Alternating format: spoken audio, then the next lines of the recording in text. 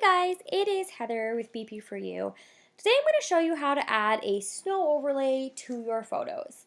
The one that I'm going to use comes from the brand new 1400 plus photo overlays, night sky overlays, digital backgrounds, brushes, and more.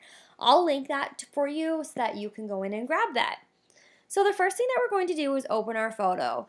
Once we have that done, we're going to go in and find our overlay. So I'm going to choose this one. Once you've chosen the one that you'd like, you're going to click, drag, and drop it onto your photo.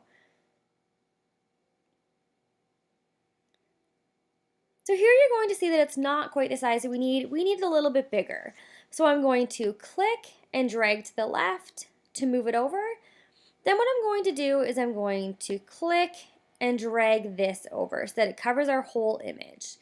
If you can't do that with the one that you're choosing, then you can actually just do this twice and have them overlap. So once we have that where we'd like it, we're going to right click and hit place.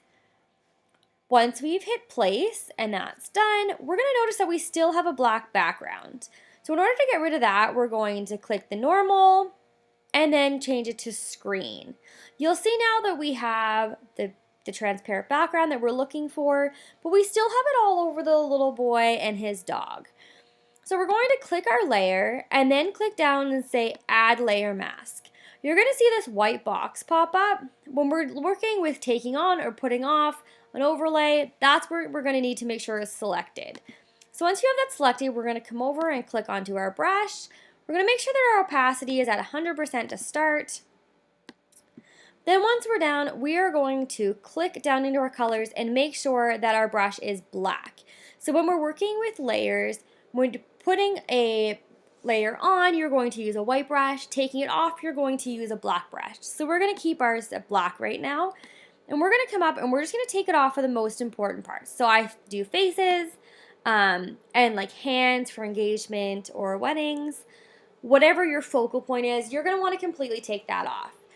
So for the rest of the photo, I personally take the opacity down a little bit and then just brush a little bit off, just that it's not quite the focal point, but it's still there.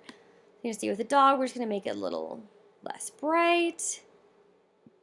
Perfect. Then if you want to, for your entire image, have it blend a little bit better, sometimes I'll come down, click my layer, take my opacity, and turn it down just a little bit. And there you go, you've added a snow overlay to your photo in Photoshop.